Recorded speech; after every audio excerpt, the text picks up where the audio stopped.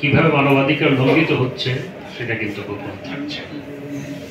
সামাজিক যোগাযোগ মাধ্যম থেকে শুরু করে সব জায়গায় কিভাবে মানুষের আহাজারি, ছোট্ট শিশুকে বুকে নিয়ে মায়ের আহাজারি, বাবার আহাজারি, সেগুলো দেখলে স্থির থাকা যায় না, কোনো কিছুই গোপন রাখা যায় না। মার্কিন যুক্তরাষ্ট্রে ছাত্রদের কিভাবে পুলিশ পিটিয়েছে সেটি গোপন থাকেনি। ইউরোপে কিভাবে পুলিশ ছাত্রদের দমন করার জন্য অতিরিক্ত বল প্রয়োগ করেছে সেটিও গোপন থাকেনি, কোনো কিছুই গোপন থাকে। আমি ইন্টারন্যাশনাল ক্রিমিনাল কোর্টের চিফ প্রসিকিউটরকে ধন্যবাদ জানাই যে তিনি নেতানিয়াহুকে গ্রেফতার করার জন্য কোর্টের সামনে উপস্থাপন করেছেন। আমরা এই দাবিকে সমর্থন করি।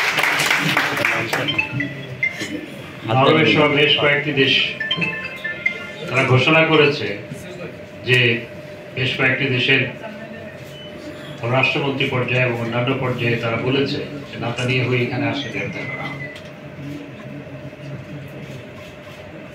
লম্বিত করছে। এখন নেতানিয়াহুর উদ্যোগ এমন পর্যায়ে গিয়ে পৌঁছেছে মার্কিন যুক্তরাষ্ট্রের কথাও শেষ হয় না।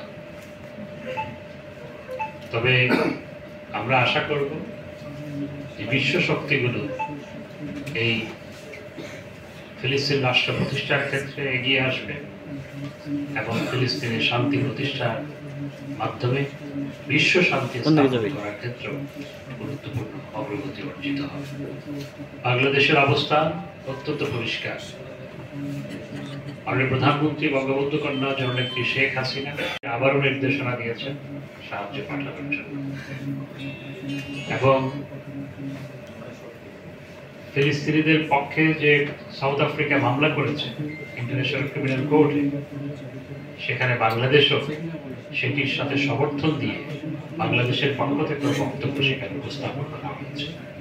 মাত্র গুটি কয়েক দেশ সেখানে সাউথ আফ্রিকার যে পিটিশন, সেই পিটিশনের পক্ষে বক্তব্য রেখেছে, বাংলাদেশ সেখানে রেখেছে, কারণ আমাদের অবস্থান অত্যন্ত পরিষ্কার। আর অন্যদিকে যারা ইসলামের জন্য মায়া কান্না করে বিএনপি এবং জামাত ফিলিস্তিনিদের পক্ষে একটি শব্দ আজ পর্যন্ত বলে না। কারণ তারা নাকি তাদেরকে কেউ নাকি কোলে করে ক্ষমতায় বসিয়ে দিবে,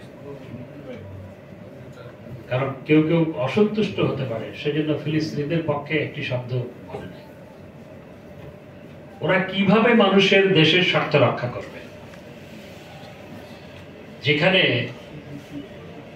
মানুষের যে দাবি, বিশ্বময় মানুষের দাবি, যেটির পক্ষে সমগ্র পৃথিবী আজকে সোচ্চার।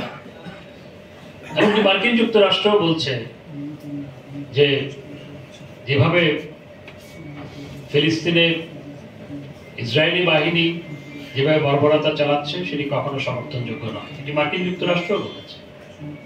অথচ আমাদের বিএনপি জামাত কিছু বলে না, চুপ।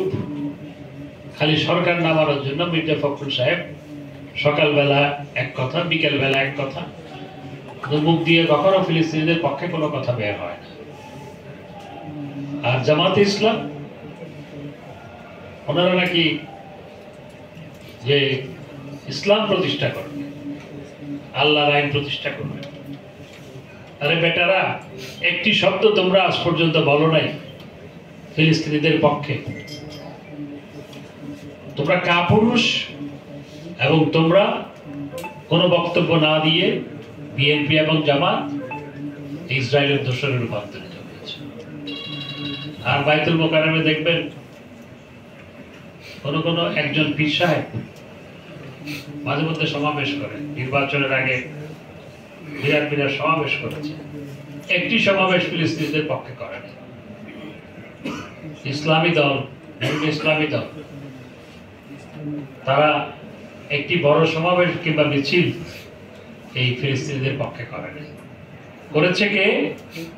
করেছে ছাত্রলীগ, যুব মহিলা লীগ, এবং আওয়ামী লীগের বিভিন্ন সহযোগী ভাতৃপ্রতিম সংগঠন ফিলিস্তিনিদের পক্ষে মিছিল করেছে ঢাকা শহরে, দেশের অন্যান্য জায়গায়। সরকার এবং আওয়ামী লীগ সমগ্র বিশ্বময় এবং বাংলাদেশে ফিলিস্তিনিদের পক্ষে সোচ্চার। তো আমি সবশেষে এইটুকু বলবো যে ইন্টারন্যাশনাল ক্রিমিনাল কোর্টে চিফ প্রসিকিউটর নেতানিয়াহুকে গ্রেপ্তার করার জন্য যে দাবি উপস্থাপন করেছেন সেটির পক্ষে বাংলাদেশের পূর্ণ সমর্থন রয়েছে এবং আমরা মনে করি যে ফিলিস্তিন রাষ্ট্র প্রতিষ্ঠার মাধ্যমেই বিশ্ব শান্তিও প্রতিষ্ঠা করা সম্ভব।